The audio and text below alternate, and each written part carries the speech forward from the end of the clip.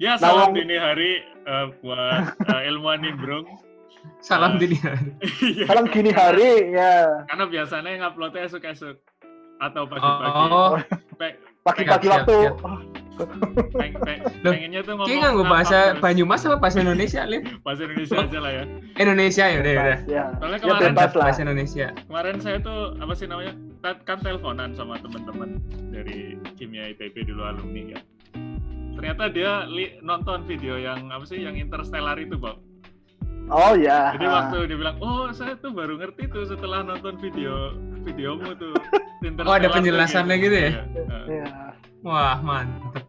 Sebenarnya niatnya itu bukan menjelaskan atau apa sih, Dri. Niatnya ngobrol. Jadi sebenarnya awalnya saya dengan Alif itu cuma teleponan, istilahnya ya biasalah telepon lah malam. Terus siapa yang kepikiran nggak tahu saya nggak tahu Alif tuh kayak gimana kalau kita ngobrol sambil direkam lah, direkord. Misalnya kamu cerita kerjaan kamu, terus Alif cerita kerjaan Alif. Oh, jadi sharing lah intinya. Ya, terus setelah kemudian beberapa episode kita makin ambisius. Oh, makin ambisius. Bikin kayak Deddy Corbuzier ya, talk show. Maksudnya ya yang penting ngobrol sih sebenarnya. Nggak usah siap. belajar apalah. Maksudnya ya kalau bisa ada apa sih info yang bisa diambil, tapi kalau nggak bisa ya yang penting ngobrol ya kan. Iya. Ditambah ini kan sama Andri ini kan istilahnya udah lama banget ya nggak ketemu ngobrol. Ketemu kemarin. Iya kita bahkan katanya, jadi gini sekali perkenalan dulu dong, Lip. Perkenalan dulu dong. Kan Mas Andri harus kenalan dulu. Saya kenalin dulu ya. Andri ini tuh dulu S1-nya dari ITB, Teknik Sipil. Mahasiswa teladan seangkatan. Mahasiswa teladan kan ada gelar kayak gitu, Bos. Kamu dapat Ganesha Prize kan? Enggak. Petrus ya. Dapat prize yang sefakultas sih. Oh, mantap. Oh, Terus Mas. Jadi di Mapres FTSL saudara-saudara. Ya, FTSL lah. Keren banget. Terus Master of Science di ITB juga ya? ITB Fast Track ya. ITB Fast Track. Jadi 5 tahun langsung S2. 5 tahun, betul. Kayak kamu berarti, Bok? Sama kayak Bogi kan ya, Bok? Tidak, karena saya PMDSU, jadi nggak jadi Fast Track. Oh. Ya, normal track. Oh, jadi tetap 2 tahun, Bok? Iya, tetap 2 tahun. Iya. Semua bergantung pada pembimbing ya, saudara-saudara. Iya sih, pasti. Mendengarkan. Iyalah, pasti benar. Terus Doctor of Philosophy dari Imperial College London, sekolahannya Brian May kalau ada yang Brian May ya, betul. Yeah. Astrofisikis. Nah, yang nggak tahu Imperial College, astrofisikis. Searching ya di Google. Searching. Ya. Dulu aku sempat main ke tempatnya si Andri kan. Iya, Alif. 2 kali Alif, apa sekali sih? 2 kali ya? 2 kali. Yang terakhir. Sempat 2 kali kan? Yang terakhir ini bentar doang. Sebentar doang. Yang pertama nginep ya, Alif ya? Lumayan lama ya. Hampir berapa hari? Pas Easter break gitu. Dulu di sana sama Reinhard juga ya kan? Ya, sama Reinhard baru selesai loh. Baru selesai sidang dokter juga. Mantep lah. Doain. Doain Alif bentar lagi. Ya doain Alif ya guys, tinggal Alif. Tinggal Alif nih bentar lagi. Menyusul dokter. Alif dokter. Jadi ini Andri ini teman satu SMA, jadi saya dengan Alif. SMA Semansa juga. Kelasnya berbeda sih. Andri itu kalau nggak salah IPA 1. Aku IPA 1. Alif itu IPA 3, Alif saya IPA 5. Ya, jadi IPA ganjil ya. Iya, kelipatan ya. Bilangan prima ya. Ya, jadi memang dari dulu ini yang masuk ke ITB angkatan 2009 SMA 1 tuh kalau nggak salah 14 orang ya. Angkatan kita. Angkatan kita 14 orang dan kayaknya hampir semua cukup berhasil ya. Ya, selesai semua lah, ya kan? Selesai semua, ya betul. Luar biasa lah. Dan ini dua orang yang bersama saya ini yang luar biasa karena pergi ke Inggris semuanya. Mantap. Dulu waktu SMA kita kan nggak saling kenal ya, maksudnya nggak akrab. Iya, beda-beda kelas kan juga ya. Beda kelas, beda tongkrongan juga kan. Beda tongkrongan. Cuma saya tahu Andri itu sering lihat Andri gara-gara dia sering selalu ranking 1 paralel ya. Oh, ranking 1. Waduh. Selalu di depan dipanggil sama si. Iya, pokoknya mengenal Andri itu karena ya paralel ya, betul ya. Waduh. Ya, luar biasa. Otaknya encer, sportnya jalan, Andri. Senang-senang lah Senang. Selamat. Kemarin selamat menempuh hidup baru ya, Ndri. Saya lupa. Oh iya, terima kasih. Ya, ucapinnya ke si ini malah ke si Anggi. Oh, udah ke si Anggi. Ya, jadi guys yang dengerin Pupus ya harapannya sudah sempurna seperti ini sudah punya istri ya. Jadi jangan kecewa ya. Sudah punya istri. Waktu itu Andri sama Anggi juga ke Edinburgh ya. Ya, kita sempat main nengokin Alif juga ya, Alif. Sambil jalan-jalan.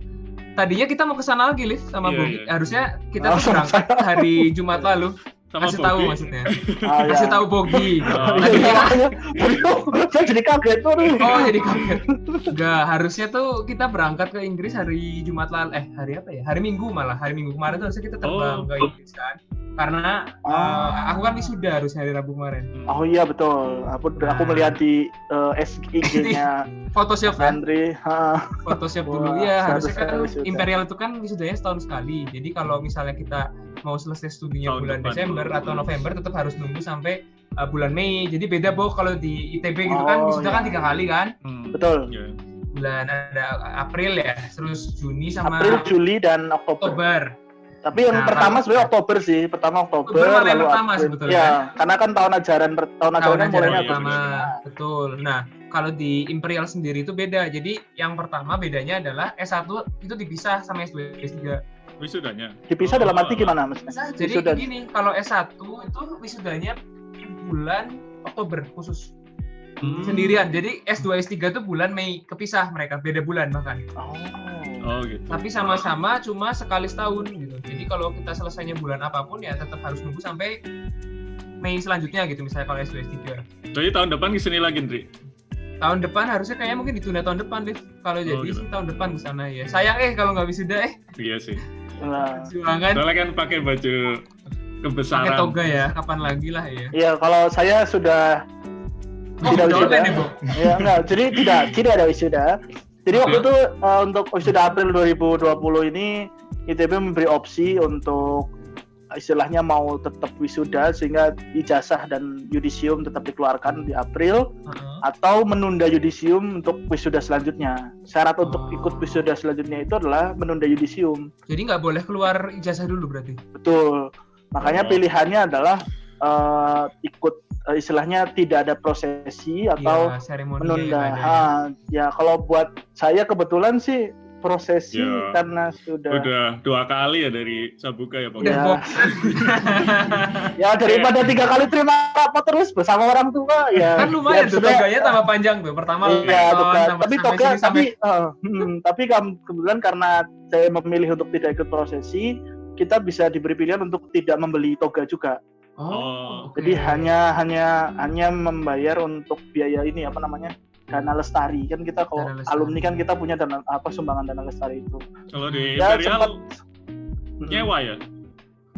Nyewa. Ya, nyewa sih. Cuma mahal banget sih. Maksudnya kayak nyewa aja udah kayak beli gitu, hampir berapa ya? Hampir kayak 100 pound hampir mungkin. Cuma gaun nyewa. Berat juga. Itu pakai nggak ada pilihan dan nggak ada pilihan. Celana panjang biasa. Cuma itu modelnya kayak jubah doang sih, Liv. Jadi kayak jubah langsung satu sampai kayak dress ya sampai bawah gitu. Terus nggak ada topi.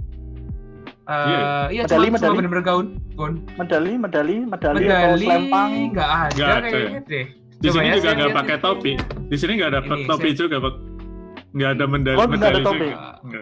Cuma apa sih kayak tabung apa gitu kayak apa sih?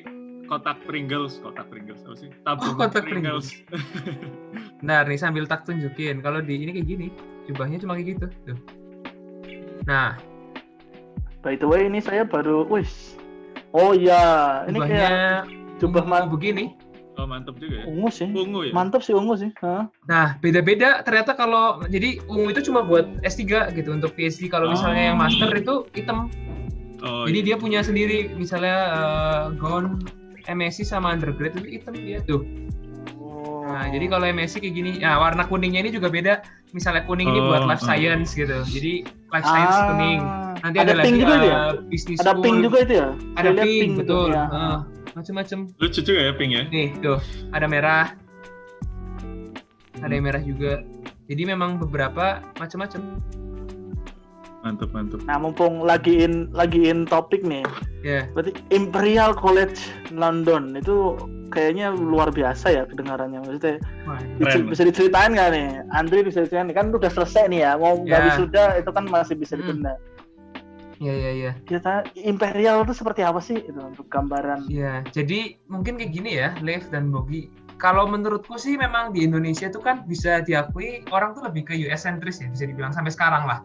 Maksudnya kampus-kampus ya pasti yang keluarnya lagi Harvard. Yang orang yang tahu lah, yang orang paling familiar itu kan Harvard, MIT, Berkeley gitu-gitu kan, Stanford, Princeton, Yale gitu kan, pasti kayak Ivy League gitu. Nah, cuma kayak kadang kita mungkin nggak kurang explore juga ya, banyak kampus-kampus di Europe, banyak kampus-kampus di UK itu juga sebetulnya bisa dibilang nggak kalah maju gitu dalam hal research, dalam hal ya khususnya dalam hal research and education lah gitu. Nah, waktu saya sendiri memilih Imperial itu sebenarnya waktu tahun 2014 itu kan kita waktu nyari S3 itu kan biasanya juga pasti butuh kayak referensi kan, kayak misalnya QS dan sebagainya gitu. Betul. Nah, waktu itu juga ya nggak bisa dipungkiri bahwa saya milih Imperial itu pertamanya juga lewat QS gitu. Jadi kan kita coba lihat berdasarkan subjeknya kan ya, QS itu kan bisa berdasarkan subjek atau belum general gitu. Nah, waktu itu saya milih kan karena bidang saya teknik sipil, jadi waktu itu saya lihat yang QS untuk civil engineering structural. Nah, di tahun itu memang bisa dibilang Imperial itu lagi jaya-jayanya lah gitu. Waktu itu kita sempat di nomor 1. Jadi MIT itu nomor 2 pernah. 2014 apa berapa ya? Coba ya. Itu sambil saya coba. Daftar ya buat teman-teman QS itu adalah istilahnya apa ya? pemeringkat universitas di seluruh dunia ya. Iya, dia kayak evaluator apa sih? Dia menilai berdasarkan auditor misalnya gitu ya. Auditor ya, jadi ada parameter-parameternya itu kan, misalnya rasio student dengan staff, terus jumlah international student, jumlah publikasi, jumlah impact ya, kayak impact seberapa impactful research-nya, terus ratio international student terhadap yang local domestic student-nya. Nah, memang saat itu pernah sih kita memang jaya-jayanya pernah sempat nomor 1. Dan memang karena terus kan saya penasaran dulu gitu, jadi kayak saya tuh belum pernah dengar Imperial sejujurnya, maksudnya kayak orang kalau UK tuh jujurnya pasti Cambridge Oxford kan, ya nggak? Iya benar. Kalau Cambridge betul pasti Cambridge Oxford lah, udah 2 itu gitu. Ya King's College ya King's betul. Nah, jadi kayak waktu itu ternyata setelah saya riset kebetulan ada beberapa teman yang lagi master di sana juga kan. Nah, untuk bidang saya itu ternyata Imperial itu salah satu yang topnya. Kenapa? Karena Imperial itu spesialis di bidang kolaborasi antara riset dengan industri gitu loh. Jadi bidang saya ini kan betul-betul engineering kan. Iya. Maksudnya kalau kalian kan science ya. Iya. Kita lebih banyak kayak lembaga riset. Nah, kalau bidang saya ini kan lebih engineering kan. Jadi kayak penelitian yang kita lakukan pun itu juga banyak yang inputnya dari industri gitu. Jadi misalnya mereka kan, bidang saya kan teknik sipil ya, jadi misalnya kita kolaborasi sama kontraktor yang membangun gedung dan sebagainya, atau konsultan desainer gedung. Nah, misalnya mereka mengalami tantangan-tantangan di proyek nih, kita nggak bisa bangun gedung ini nih karena apa? Karena kendala ini. Nah, itu kadang mereka minta unif gitu.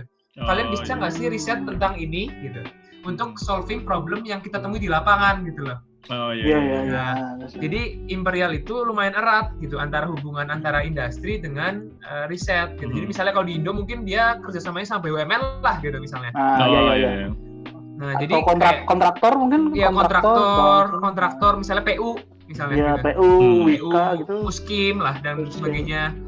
Nah, kayak jasa marga gitu-gitu. Nah, kalau Imperial sendiri itu memang bidang-bidangnya kita hardcore-nya di engineering gitu. Jadi kayak kita memang powerful-nya di engineering, kayak misalnya selain civil engineering itu yang maju juga kayak mechanical engineering, kita banyak kerjasama sama Rolls-Royce misalnya. Misalnya kita riset tentang mesin jet gitu. Itu banyak, kita bahkan punya kayak wind tunnel testnya itu buat nguji mesin. Rolls-Royce, robotics dan sebagainya itu juga maju gitu. Jadi nah, civil engineering sendiri juga bisa dibilang kayak majulah gitu di bidang-bidang kita sekarang juga ada yang lagi ngerjain tentang 3D printing tapi untuk gedung. Jadi skalanya yang skala besar juga. Skala besar. Ini adukan semennya di apa? Ada adukan gitu semennya itu ya diputar pakai ini loh, robotic arm gitu kayak kan. Cartridge gitu. Iya, kayak bikin kue gitu loh, Liv. Iya. Ya, jadi kayak kita bikin kue terus kita muter. Nah, itu jadi robotic arm itu di tengah gedung misalnya dia ngelilingin tuh ke tepi-tepi gedung gitu. Ada yang beton jadi pakai semen, larutan semen, ada juga yang baja. Steel. Baja langsung. Gitu, jadi dia pakai kayak dilas gitu. Jadi dia namanya additive manufacturing kan. Additive manufacturing itu bisa kayak sistemnya kayak baja dipanasin gitu sampai leleh.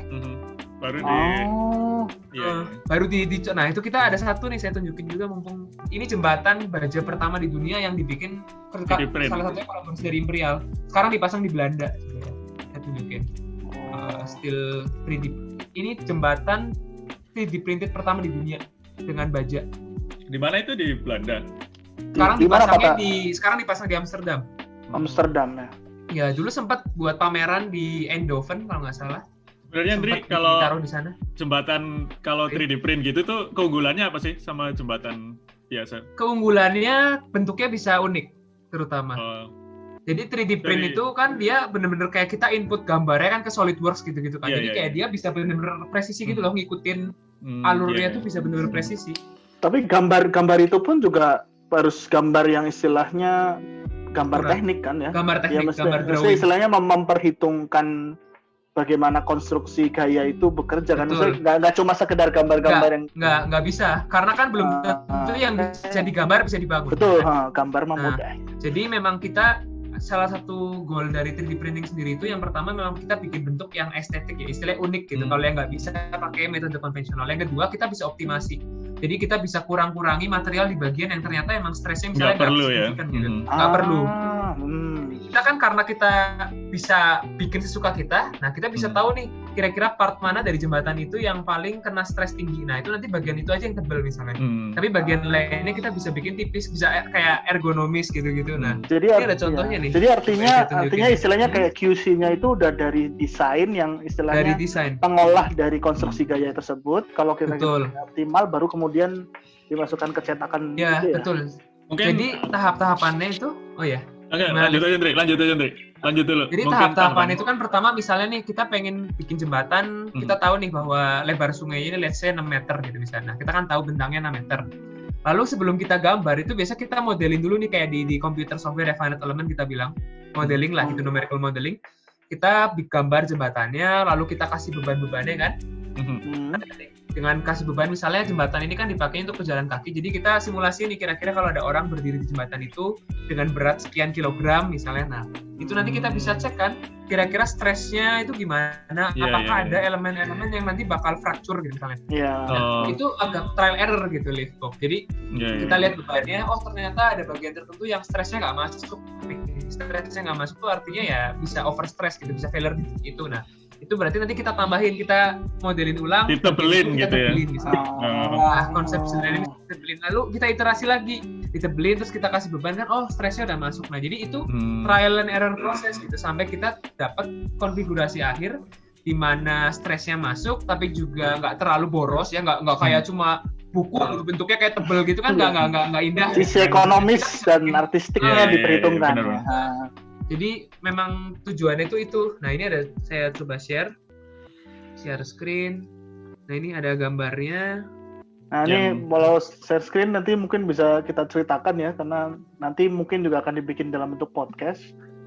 Jadi harus diceritakan. Harus ada itunya. Nah ini ada gambarnya nih. Ini 3D printed juga gitu. Ada videonya mungkin, coba ya. Jadi bisa nge-share suara kan harusnya. Ini di YouTube ada ya. Jadi kalau memang ini ada di YouTube juga sebetulnya. Di sini search saja di YouTube MX3D Bridge Start. Bridge Start ya. Jadi di sini terkait dengan ini dari salah satu kolaboratornya dari Imperial. Jadi Imperial kerjasama sama beberapa perusahaan, ada Arup, terus ada satu company dari Belanda tuh. Robotic Army lagi ngelas.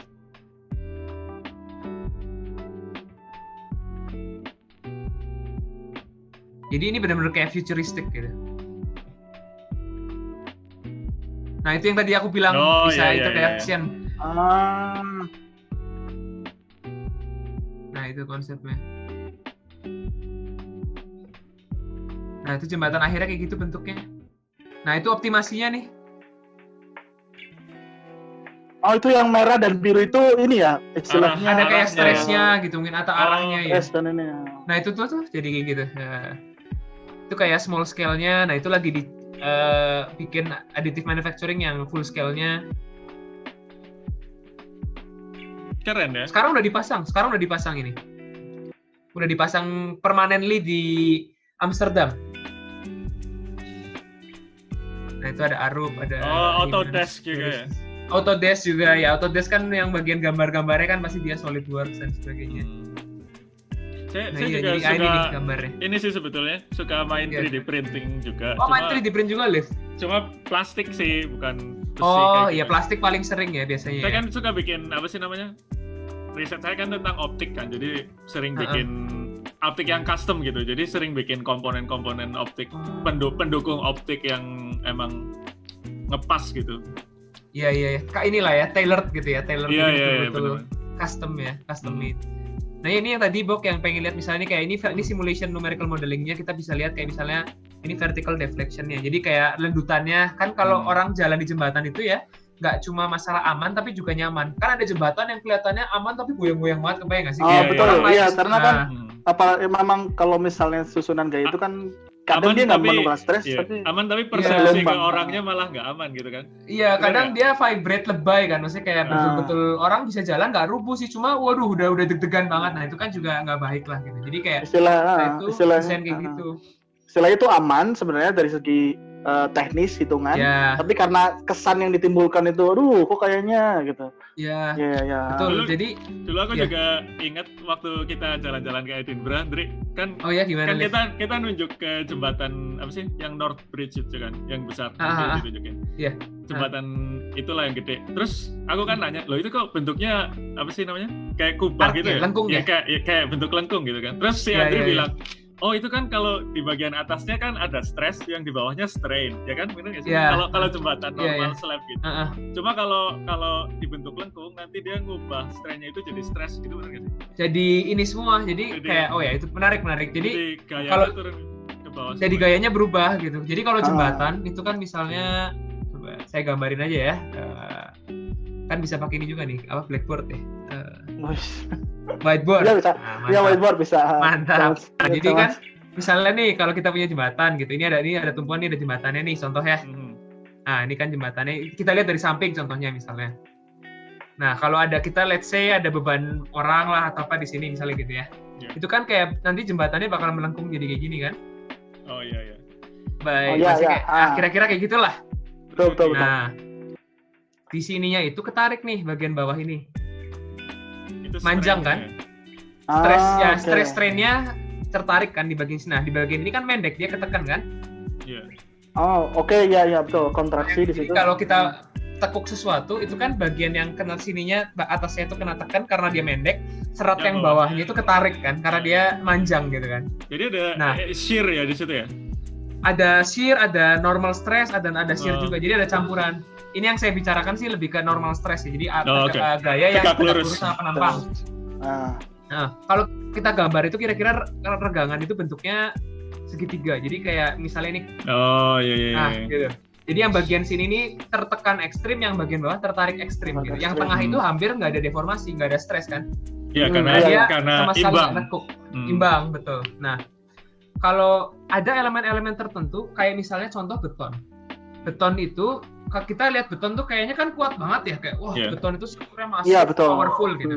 Powerful, betul ya, dia itu getas, lemah banget kalau ditarik. Getas ya kan? Jadi kalau ditarik putus. Itu getas, gampang banget putus. Jadi sebagai perbandingan contoh gini, kalau kita punya blok beton, let's say beton biasa lah ya, kita tekan sampai dia hancur, crushing, kena tekan, itu kira-kira bisa, let's say pressure-nya tuh sampai 30 megapascal lah contoh normal beton. Kalau kita tarik, balok yang sama kita tarik, kita balik gayanya bukan neken tapi kita tarik ke atas, itu kira-kira paling 1/10-nya, paling kayak 3 megapascal. Dan itu deformasinya lepas ya berarti, lepas di dua bagian. Di dua bagian. Potong iya, dia betul-betul kepotong, dia di kayak uji tarik gitu ya berarti ya. Kayak uji tarik gitu seolah-olah. Nah, jadi orang berpikir kayak wah kalau kita pakai beton tapi gimana ya bagian tariknya ini gitu. Zaman dulu itu kan belum ada tulangan baja. Ya, belum ada kayak tulangan-tulangan. Belum ada reinforced bars gitu. Zaman sekarang kan enak ya. Oh, kita beton kalau ada tarik tinggal kita pasangin tulangan tuh. Makanya kalau kalian lihat di proyek itu kan ada tulangan dicor gitu kan. Itu sebetulnya pembagian tugas gitu. Artinya yang tekannya masuk ke beton, yang tariknya biarlah ditahan si baja gitu loh. Konsepnya. Nah, zaman dulu kan belum ada teknologi rebar, belum ada rebar, paling baru masonry kan, bata, baru beton. Nah, orang tuh mikir gimana makanya caranya dibikin kita bisa lengkung gitu ya. Nah, coba ya digambarkan kalau kita dibikin lengkung. Contohnya, nah kalau kita bikin sesuatu itu jadi lengkung. Kita bisa ikut ke gambar nggak sih? Enggak ya? Nggak bisa. Bisa nggak ya? Nggak bisa ya? Nggak bisa. Misalnya kita, sorry, ini kok arrow, sorry. Nah, pen itu... Potlot. Soalnya saya dulu ngajar kuliah pakai ini pas lagi WFH ini. Oh iya? Ngajar kuliah pakai Zoom. Cuma ya 40 menit karena gratis. Nah, ini aku pakai yang premium, Bok. Iya. Karena sering buat webinar jadi udah. Ya, justru karena tidak sering sih maksudnya. Karena tidak sering ya. Nah, jadi kalau kita bikin sesuatu misalnya jadi kayak gini. Pernah lihat kan ya jembatan-jembatan tuh banyak yang bentuk kayak gini ya? Iya, betul. Hampir beberapa banyak jembatan umum tuh ya kayak jembatan kereta, jembatan di bentuknya kayak gini kan ya? Iya, betul. Penasaran kan karena kok kayak gitu ya? Maksudnya kayak kenapa bentuknya kayak gini? Misalnya. Ya, makanya waktu itu aku nanya Andri kan. Di waktu dia dengar. Nah, itu tuh sebenarnya dia kayak jadi ketekan gitu loh. Jadi kayak kalau misalnya kita bayangin kita tekan sesuatu di atas dari sini gitu. Ini kan kayak mau nendang ke sana gitu ya? Iya. Kayak pengen benggang tuh bahasa Indonesianya ya. Melebar. Melebar. Nah, kalau dia pengen melebar, pengen benggang. Benggang saudara-saudara. Benggang tuh nggak tahu bahasa Indonesia apa. Pokoknya pengen melebar. Nah, itu kan kalau kita di sini kita kasih pondasi gitu ya. Jadi dia nggak boleh gerak nih. Jadi kan dia ada kayak ketekan jadi kan? Iya, patah ya. Nah, jadi dia malah gayanya tekan semua gitu. Jadi kita mengubah aliran gaya yang tadinya aslinya ada tekan tarik dengan bentuknya dia jadi arc kayak lengkung gitu supaya jadi tekan dia kan ngelebar, tapi kalau kita tahan supaya dia nggak ngelebar jadinya dia ketekan. Dan jadi, kalau ditekan kuat. Iya, kalau beton masalah. Itu beton bisa menahan kalinya gitu. Ya, bisa menahan itu. Tapi mungkin kelemahannya pakai ini tuh materialnya harus banyak ya nggak sih, Indri? Ya, materialnya lumayan banyak juga gitu. Cuma kita kan bisa optimasi juga gitu, Liv. Jadi nggak usah kita bikin semuanya misalnya penampangnya jadi sama semua atau misalnya kayak gini semua, nggak juga, karena kita tahu bahwa gaya yang tekan itu sebenarnya paling gede yang di ujung sini kan, di paling bawah sininya, paling jauh dari bagian gaya. Jadi kita bisa bikin emang kayak kita mengecil gitu. Oh, benar juga. Sering lihat kalau kalian lihat jembatan itu pasti yang di sini yang kecil, coba aja. Iya benar. Arc bridge. Coba ya saya sekalian share screen. Stop share. Ini baru nanya Imperial sudah udah banyak ya? Nah, masih banyak berarti nanti. Ini jembatan gini-gini nih yang baru kita bilang. Nah, gini misalnya tuh. Oh, ini yang di Scotland ya, Liv? Ini kayaknya di yang perbatasan di ini kayaknya. Ini di yang dekat ke tempat Harry Potter itu berarti. Highland kayaknya sih. Lupa. Highland ya? Lupa. Nah, ini contoh. Nah, oke. Nih, jadi ini kan Switzerland ini ya, coba saya bikin open image in YouTube. Nah, kan kayak gini ya. Jadi memang dia, ini bisa lihat kan ya kalian ya? Bisa. Iya. Nah ya, jadi kayak bagian-bagian di sini kecil aja yang di bagian tengahnya gitu. Nanti yang di bagian sini aja yang gedenya. Jadi emang dia yang parahnya itu yang ketekan. Bisa yang bagian ujungnya ya? Iya nih, bagian sini nih yang gede nih gayanya. Nah, sama pondasinya harus kuat di sini supaya nggak melebar gitu yang tadi Alif bilang, nggak melebar, nggak blodos gitu. Jadi ininya yang kuat nih harus ditanamnya nih bagian sininya. Iya. Nah, kalau yang kaitannya sama 3D print jembatan yang 3D printer itu keunggulannya berarti selain dia bisa ngebuang-buang material yang nggak perlu itu juga bisa dioptimasi ya? Maksudnya, bisa dioptimasi, betul. Jadi kita bisa gaya tekan, kemana arah gaya tarik, segala macam. Iya. Itu justru yang menarik yang belakangnya itu. Andri. Oh ini.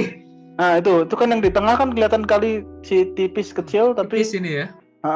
Itu kenapa ada bagian yang ke bawah itu sendiri, bukannya itu. Yang mana ya, Liv? Itu kan yang tengahnya itu kan ada kayak. Oh ini? Iya, nah itu. Ya. Itu kenapa ada itunya sih? Kan itu bikin berat. Itu kayaknya buat pengaku deh sepertinya. Pengaku tuh supaya lebih stiff gitu lah, stiffener. Oh, biar nggak goyang ya. Ya biar nggak terlalu tekuk. Waduh, pengaku ya ntar. Pengaku loh, ya bahasa pembuat kaku ya. Betul. Kalau bahasa Inggrisnya stiffener gitu. Iya, sebenarnya. Sebenarnya karena ada kata dasar kaku kasih gitu beban di sini kalau ini kalian kan belajar inersia ya, pernah belajar inersia kan? Ada. Kalau kita bikin penampang supaya lebih tinggi gitu kan inersianya naik tuh. Iya betul. Betul. Jadi kalau ada gaya yang sama dengan penampang lebih dalam itu defleksinya lebih kecil. Jadi getarannya kecil. Jadi dia lebih kayak gimbal lah ya. Misalnya kan gimbal kan ada pemberatnya di bawahnya kan. Jadi dia nggak goyang-goyang kameranya. Iya, lebih nggak goyang-goyang gitu. Giroskop ya. Ya begitu. Jadi banyak lah yang dipelajari di Imperial. Oke, jadi istilahnya Imperial itu Andri pilih karena di bidang Andri melihat bahwa Imperial itu prominent ya di depan. Ya, untuk segi riset gitu ya. Jadi untuk segi riset dan untuk kolaborasi antara industri dengan academics tuh kayaknya yang one of the best gitu loh. Kalau menurut waktu itu sih. Waktu itu kita juga sempat ngobrol ini Andri, apa sih namanya? Waktu gempa Palu ya? Waktu gempa di mana? Oh iya, gempa Palu. Kan aku kan pernah ini kan tanya-tanya ke Andri, Andri ini kenapa sih cara bikin bangunan yang bagus gimana caranya gitu kan. Terus Andri yang waktu kita diskusi masalah itu ya, panduannya PU bukan sih yang bikin rumah bata itu loh. Benar. Aku kan cari apa sih panduan gitu, nemunya yang dari UNS kalau nggak salah. Terus Andri ini Lolip ada panduannya dari PU. Oh iya. Dari PU buat rumah sederhana itu kan. Nanti di-share lah ya. Iya. Biar orang tahu bikin rumah yang benar tuh gimana. Ya dari yang aku tangkap sih dulu Andri bilangnya kalau bikin rumah itu batanya dikurangin, betonnya ditambahin, bener kan? Ya boleh. Ya batannya terus juga harus ada kayak tulangan-tulangannya, tambahin tulangan-tulangan dikit. Saya baru tahu juga tuh kalau bata dikurangi karena sebetulnya bata itu filler sih.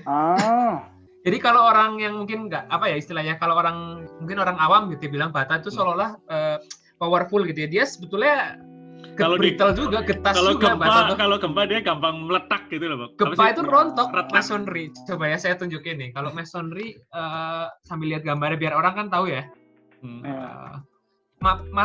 Bangunan bata itu salah satu bangunan yang paling istilahnya vulnerable. Paling rentan ya.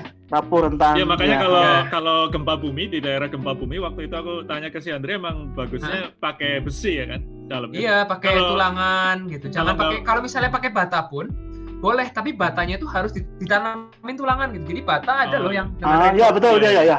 Nah, itu baru kuat gitu. Kalau cuma pure bata itu pasti rontok pasti. Soalnya yang di TB juga kalau nggak salah sempat ada yang karena dia tuh batanya itu ya sempat waktu itu di gedung apa ya kalau nggak salah di dindingnya itu ditempelin batu-batu gitu. Cuma dia ditempelin doang. Jadi sebenarnya artistik lah ya. Cuma waktu itu sempat pilar-pilarnya itu yang rubuh bukan sih pas wisuda. Itu pas wisudaan itu waktu itu sampai ada yang sampai ngejatuhin orang ya. Ya itu harusnya kan kalau nggak salah kalau kita lihat yang di pilar yang di aula itu ya aula timur aula barat itu kan Belanda ya kayaknya. Ya itu nggak cuma sekedar ditempel di tiangnya kan ya kalau kayaknya itu lebih ke struktural sih mungkin. Struktural iya, mungkin waktu itu disinyalir yang di gedung itu ditempel aja. Ketika bukan strukturally. Ini kan geter ya mungkin. Geter mungkin lepas gitu. Nah ini kalau batanya kayak gini nih, kalau kena gempa tuh pasti dia retak-retak. Tuh lihat ya dinding-dinding tuh. Ada retak silang. Jadi dia tuh nggak bagus sebetulnya untuk gempa. Kalau yang nggak ada tulangannya sama sekali ya, jadi bata polos yang cuma dikasih mortar gitu buat aci. Ya ini kayak gini nih nanti rontok pasti. Kalau ada gempa gini pasti ambrol istilahnya ya. Iya. Udah dibayangin sih. Ya bisa. Nah ini kayak misalnya retak-retak ini di bagian mananya. Ini ada yang sampai doyong gitu istilahnya. Nih. Ini banyakan nih di bangunan-bangunan tua kayak misalnya di Itali. Nah waktu itu Itali tahun 2015 sampai pernah ada gempa Amatrice di Roma ya, dekat Roma. Itu yang parah. Iya, yang jembatannya ambrol juga kan itu kan? Ya, jembatan ada yang juga. Nah, karena memang Italia itu bangunannya bisa dibilang masih bangunan tua dan hampir majority bangunan di Italia itu kan semuanya masonry yang benar-benar nggak ada tulangannya, unreinforced masonry kan. Nah, ini kayak pemerintah mereka juga lagi pusing kayak gimana nih caranya supaya kita bisa memperkuat tapi massal gitu, nggak cuma satu gedung tapi ini kan semua penduduk nih kayak rumahnya harus dibenerin gitu loh. Terus kata si petunjuk dari PU itu, Indri, kan kalau kata petunjuk dari PU itu kan kalau nggak mampu beli besi tulangan gitu, ditambahin bambu juga bisa ya katanya. Bambu juga bisa. Bambu itu sebetulnya bisa dibilang lumayan bagus gitu untuk menahan tarik. Kalau dia ditarik sejajar penampang dia ya. Sejajar serat. Iya. Jadi ditarik ke atas dan ke bawah gitu ya? Iya, ditarik ke atas ke bawah itu sebenarnya kuat ya. Asal jangan tegak lurusnya serat ya. Jadi dia harus benar-benar dipasangnya itu sesuai seratnya gitu. Misalnya arah tariknya itu vertikal ya, berarti nanti pasang bambunya juga vertikal. Seratnya harus vertikal gitu. Iya. Sama sih bambu, kayu gitu itu sebetulnya juga bagus loh buat gempa. Di Jepang tuh juga banyak gedung pakai kayu. Pertama karena dia juga ringan. Nah, karena kalian pasti tahu lah kalau gempa itu kan sebenarnya kayak hukum Newton kedua ya, massa dikali percepatan jadi inersia. Nah, gempa itu kan sebetulnya nggak punya wujud, dia itu cuma acceleration dari tanah. Iya, betul. Jadi karena tanah itu bergeser, maka kemudian nah itu gaya yang masuk ke gedung itu sebetulnya tergantung dari beratnya juga. Masanya semakin gedung berat itu gaya inersianya makin besar gitu. Jadi kalau bisa salah satu hal yang kita perjuangkan itu kalau pengen desain bangunan di daerah gempa itu ya ringan salah satunya. Contoh. Makanya rumah adat zaman dulu kan itu kan bangunannya pendek, terus dari kayu kan rata-rata kan. Ya, tapi itu mungkin yang di Itali ada kemungkinan nggak sih karena memang riwayat gempa mereka itu nggak terlalu sering, jadi sebetulnya Itali itu rawan juga ya. Kalau kita lihat itu kan gunung. Iya itu dulu kan, tapi itu udah lama banget ya kalau meletus itu. Cuma Itali itu salah satu negara Eropa yang seismik activity-nya paling tinggi sebetulnya. Itu kan patahan sebetulnya semenanjung Italia itu kan. Patahan, ya. Ngajar ke jadi Eropa. Ya ada tabrakan patahan. Jadi di Eropa itu sebenarnya nggak terlalu banyak sih negara yang aktif gempanya. Salah satunya Italia sama Yunani. Yunani itu lumayan daerah Mediterania kan. Patahan juga. Terus selain itu sekarang ada ditemukan beberapa sesar yang aktif juga yang baru di Swiss, tapi hanya sebagian tertentu, sama di Belanda sebagian tertentunya Belanda. Belanda ya? Belanda padahal daerah. Di Belanda ada juga sekarang ada risetnya kalau nggak salah. Ada yang. Cuma Italia itu one of the worst inilah kayak apa ya? Kalau daerah yang gempanya paling rawan tuh Italia sebenarnya di Eropa. Iya. Kayak Sulawesi ya mungkin ya. Nah Sulawesi itu sebetulnya rawannya lebih karena bagian utaranya Sulawesi itu emang dia ada daerah subduksi ya. Jadi emang ada faultnya juga di daerah utara Sulawesi yang waktu itu likuifaksi. Nah, likuifaksi itu sebetulnya salah satu fenomena yang bisa dibilang bukan cuma jadi kalau misalnya likuifaksi itu sebenarnya karena tanahnya. Ada air ya di bawah tanahnya, terus airnya rembes ke atas atau gimana? Jadi tanahnya itu Betul gitu. Jadi kayak misalnya kita taruh pasir gitu ya, pasir ditaruhlah dalam ember atau apa gitu. Pasir itu misalnya ada airnya. Itu kalau kita goyangin itu nanti pasirnya turun, airnya naik. Iya, betul. Jadi nanti kayak gedung kita kayak ngambang aja gitu, kayak pondasinya tuh berdiri di atas air gitu. Nah, jadi ya bisa dibilang kalau terjadi gempa itu pasir bisa-bisa kayak nggak punya kekuatan sama sekali gitu. Jadi kayak betul-betul gedungnya pondasinya nggak berdiri di atas nothing gitu. Iya, betul. Berarti sudah ada belum sih kayak semacam hasil untuk kan keadaan tanah seperti itu kan pasti sudah bisa dicek sebelumnya. Nah, berarti seharusnya kalau kita tahu keadaan tanah seperti itu, bangunannya udah nggak lebih cuma sekedar tahan gempa kan ya berarti ya? Ya, jadi memang kalau kita bicara sedikit masalah peraturan gempa lah ya, kebetulan kemarin juga ada beberapa seminar baru kan. Jadi aturan gempa di Indonesia itu baru diperbarui banget tahun lalu. SNI kita yang baru itu baru banget diperbarui dan diupdate gitu. Jadi revisi SNI itu Standar Nasional Indonesia tuh kalau bisa dibilang kayak gempa itu terakhir diupdate 2012. Nah, dari 2012 kemarin sampai 2019 itu kan ada beberapa patahan banyak sesar-sesar baru yang ditemukan ternyata aktif misalnya. Jawa juga ada beberapa yang ternyata tadinya kita kira ini udah mati istilahnya lah ya. Kalau kayak gunung berapi itu udah nggak aktif, ternyata masih lempengnya masih gerak gitu misalnya contoh. Kalau sesar Lembang itu daerah Kalimantan. Kenapa, Liv? Ya, sesar Lembang itu juga salah satunya. Iya, sesar Lembang itu lebih bisa dibilang kalau nggak tahu ya istilahnya gini, Bandung itu sebenarnya lebih rawan dibanding Jakarta. Kalau dari segi jarak dia terhadap sesar gitu ya.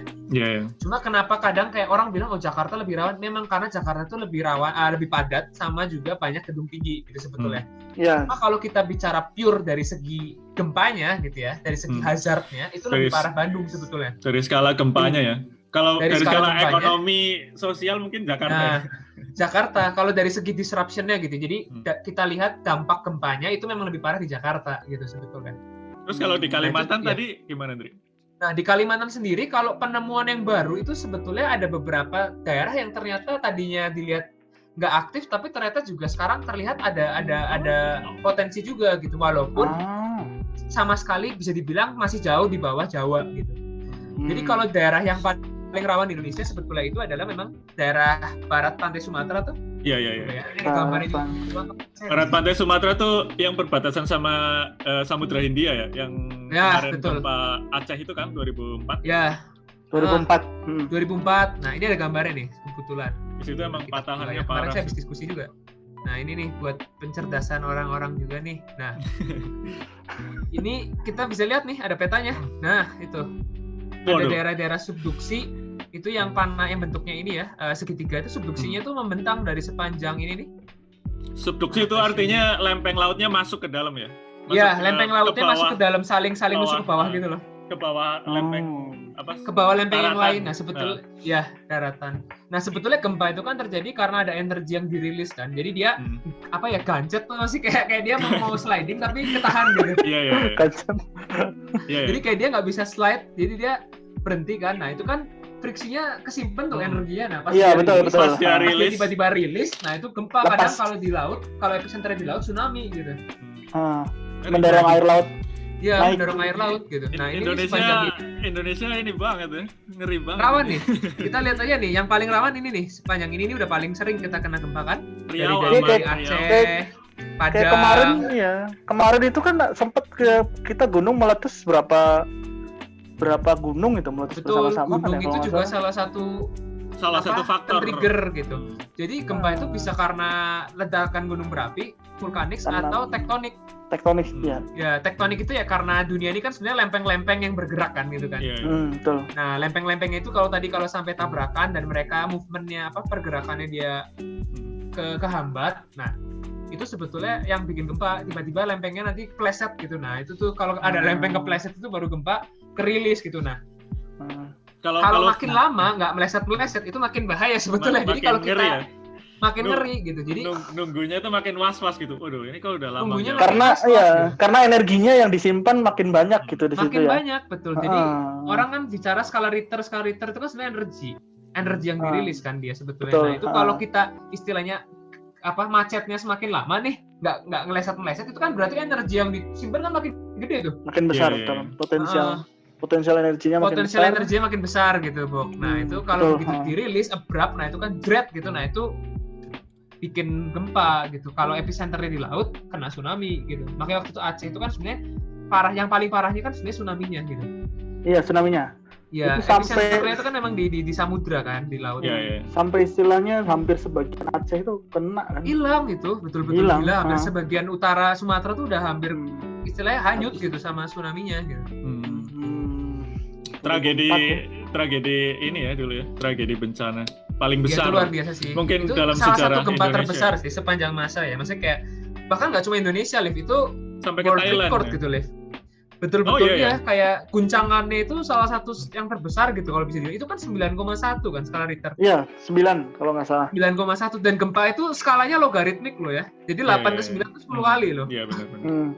Jadi kalau kita rasain gempa misalnya di Jogja 6-7 skala Richter, berarti yang di Aceh itu 100 kali. 1000 kali. 1000 kalinya gitu kira-kira. Kalau 6 ke 9 misalnya 1000 kalinya gitu. 1000 kalinya. Ya soalnya saya cerita juga waktu itu pas gempa Jogja itu kan sempet ya. Ada kan gempa yang Jogja besar itu waktu itu adik saya itu kebetulan lagi liburan di Jogja. Waktu itu kan tante tinggal di Jogja kan. Itu yang gempa Jogja saja itu katanya dia lihat jalan aspal itu kayak bergoncang ya. Bergelombang sampai bergelombang. Ini kalau 1000 kalinya. Iya makanya itu kan gila banget gitu. Maksudnya kayak Aceh tuh wah kayak one of the worst case gitu. Iya, itu kayak masuk catatan kayak inilah yang di Sendai ya, Liv, 2011 itu Tohoku. Iya, di Tohoku 2011. Itu salah satu gempa yang Fukushima itu salah satu yang paling worst juga di dunia gitu. Jadi biasanya tuh istilahnya gimana ya? Kalau kita sebagai peneliti itu setiap ada gempa baru tuh biasanya kita keluar ilmu baru gitu. Karena kita menyadari bahwa ilmu kita di saat ini tuh nggak cukup gitu loh. Iya, karena perkembangan keadaan pasti membuat ini save foto lah biar ada promo. Mantap. Promo di Instagram. Iya, jadi salah satu yang paling rawan di dunia kan sebenarnya kan gempa itu kan dari Jepang pertama. Kedua New Zealand juga kan. New Zealand tuh Christchurch juga gede. Iya. Sama California, pantai barat US itu semuanya parah banget itu. Yellowstone itu berarti. Ya. West Coast. Itu tuh Yellowstone-nya atau subduksi Pasifiknya ke setahu aku subduksi Pasifik itu sih yang main parah itu. Dan sepanjang itu loh San Andreas Fault kalau kalian pernah nonton filmnya kan. San Andreas itu panjang banget soalnya. Yang kayak semenanjungnya Amerika itu kan ya. Iya, jadi parahnya itu karena patahannya San Andreas itu panjang gitu. Jadi kalau energi yang dirilis itu kan bisa kita istilahnya integral gitu loh, Bok. Jadi kalau dia panjang, lempengan, energinya banyak banget. Betul. Kalau patahannya benar-benar panjang gitu. Karena itu semua itu dari utara sampai selatan loh itu dari Alaska sampai ke mana? Chile. Sampai ke Chile, sampai ke Chile betul, sampai Amerika Selatan itu kena semua. Chile. Makanya itu memang berapa tahun lalu kan ada gempa Meksiko ya kan, yang ada dulu juga. Kan orang-orang Meksiko yang di sini juga banyak yang berduka lah istilahnya. Itu ngeri juga. Ya beberapa tahun terakhir memang banyak gempa gede juga di Chile ada kan waktu itu. Chile. Terus di Honduras mana ya? Pokoknya ya itu Sendai juga yang gede. Gitu. Sendai gede. Jadi itu kita kadang kalau ada gempa kayak gitu tuh evaluasi diri juga gitu, kayak wah ilmu kita nih nggak cukup berarti. Ya soalnya saya waktu itu pernah ingat TPB, waktu itu kita TPB 2009. Gempa kan waktu itu? Iya waktu itu Tasik ya kalau nggak salah, Tasik Malaya kalau nggak salah. Gempa Tasik itu ya. Sore-sore itu jam 3 kalau nggak salah. Sore-sore lagi. Saya ingat banget saya lagi kuliah kan. Ya saya lagi kuliah KPIP waktu itu. Kayak Kawa Barat saya dulu. Di Kawa Barat. Tapi waktu itu kerasanya sampai kayak dia tuh benar-benar kerasa itu goyang-goyang kan hidup. Iya benar-benar kayak Kawa Barat tuh bergoyang ini ya besi-besinya itu. Besi-besinya samping-sampingnya sampai kayak gini kan.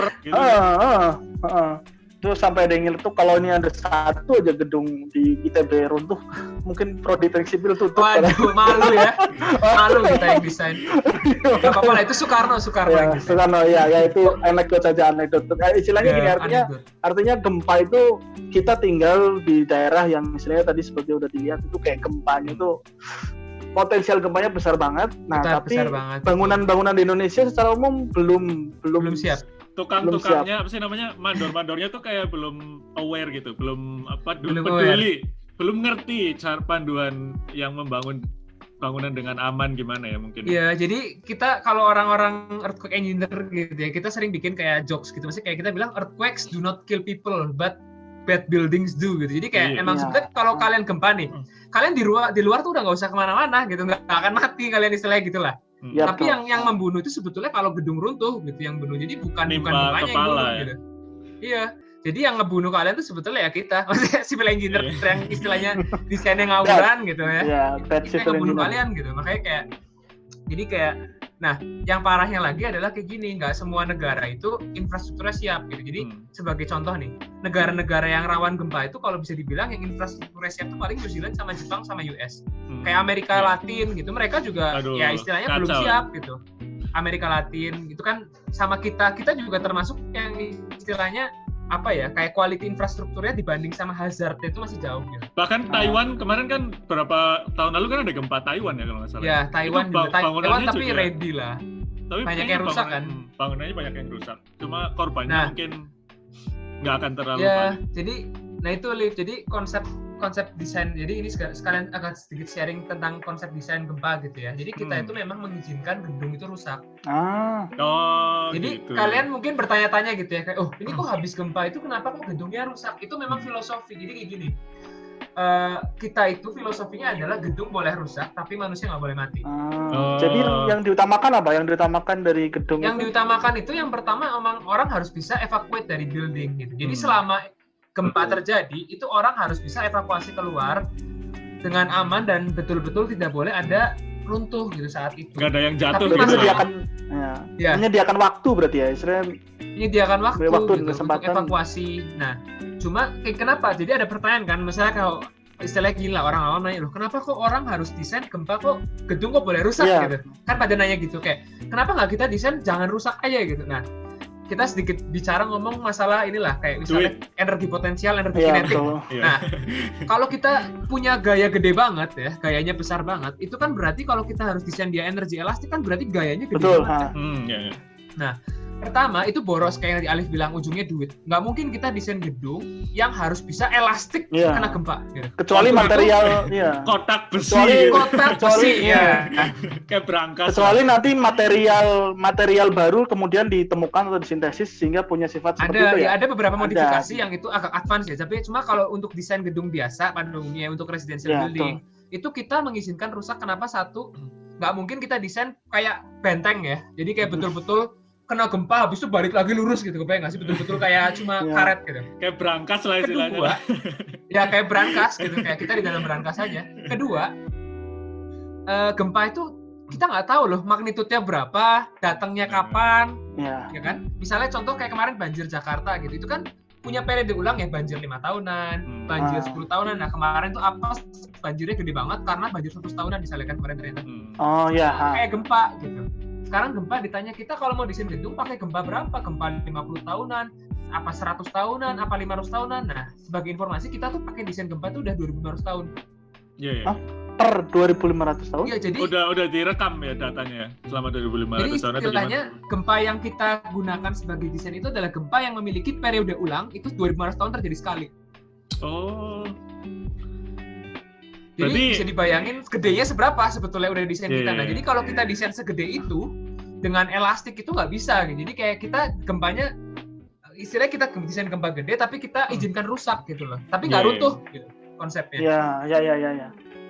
Kenapa? Karena boros gitu. Kalau kita ditanya, kenapa nggak desain pakai 10.000 tahun ya bisa juga gitu. Cuma ya itu kayak persetujuan orang aja gitu. Kayak misalnya kalian bikin gorong-gorong di Jakarta harus 10 tahunan apa 20 tahunan ya itu kebijakan kan. Maksudnya kayak istilahnya probabilistik lah kalau kita bilang, nggak ada yang tahu banjir tahun depan ini banjir segede apa kan.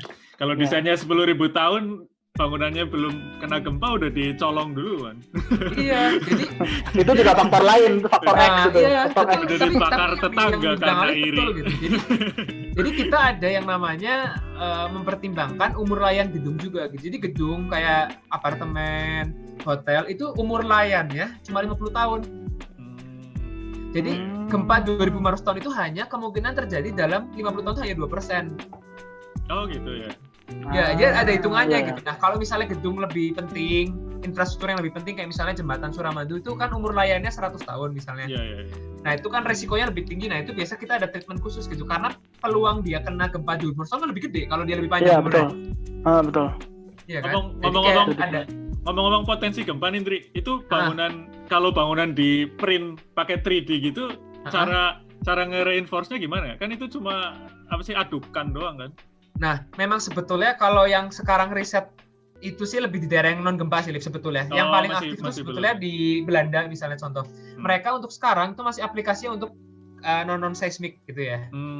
Cuma sebetulnya bisa pakai ini. Jadi kayak kita harus udah siapin dulu kayak tetap kayak ada rangkanya. Iya. Oh, jadi tidak hanya di print tapi ada rangka besinya kemudian di print di atasnya ya. Ya, atau solusi kedua yang lebih mahal kita pakai fiber. Jadi di dalam beton itu ada juga sekarang orang mulai berpikir bisa nggak sih kita coba mengurangi tulangan gitu. Kita coba jangan pakai tulangan lagi, bisa nggak sih? Bisa. Sekarang pakai fiber yang mutunya tinggi banget tapi bentuknya kecil-kecil kayak paku gitu. Kayak paku, kayak klip gitu, kecil. Nih bentuknya. Ini juga ini salah satu Jadi itu dimasukin ke adukan gitu, Ndri? Masukin ke adukan, dicor bareng. Dimasukin atau dia dicampur kan? Dicampur. Kalau dimasukin satu-satu gitu, susah juga. Nah, kayak gini nih, bentuknya gini, tak tunjukin ya. Ini juga sambil kita ngobrol, sambil berbagi ilmu kan. Nah, kayak ngobrol lah. Kayak ngobrol dong. Kayak klip ini kayak paku nih. Nanti kayak gini nih. Jadi dicor bareng beton ya, diaduk juga gitu. Di dalam molen. Ini ya. Itu yang tadi tuh. Nah, ini serabut-serabut itu ya. Jadi nanti apa sih namanya? Kalau dia kena uji tarik berarti tariknya itu lokalan di situ aja berarti ya. Betul. Ya kalau ada tarik nanti yang nahan ya nggak nyebar. Jadi retaknya itu nanti retak rambut gitu. Yang nahan itu nanti si fibernya ini. Kayak ada dia bridging gitu. Retaknya tuh bukan biasanya itu kan tugel. Ya gitu. biasanya kan tulangan-tulangan ya yang besar-besar gitu ya. Betul. Biasanya kan kita pakai tulangan tuh 1 gitu misalnya. Ya 1, 2 gitu. Nah sekarang kita ganti bisa nggak pakai kecil-kecil dicor bareng gitu. Jadi nanti kalau 3D printing bisa masuk sekalian lift masuk ke nozzle gitu, lift masuk ke. Gitu ya.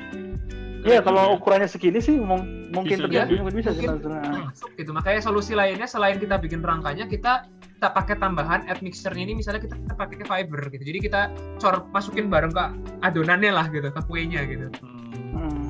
Bisa juga gitu. Jadi macam-macam lah inovasi. Keren. Ini belum masuk ke risetnya Andri loh. Iya, kita baru kan risetnya. Sebenarnya pertanyaannya cuma masalah imperial. Iya sih. Ini ngomongin juga pertanyaannya. Jembatan. Ya sebenarnya jembatan itu juga bukan bidang saya sih. Ya kan?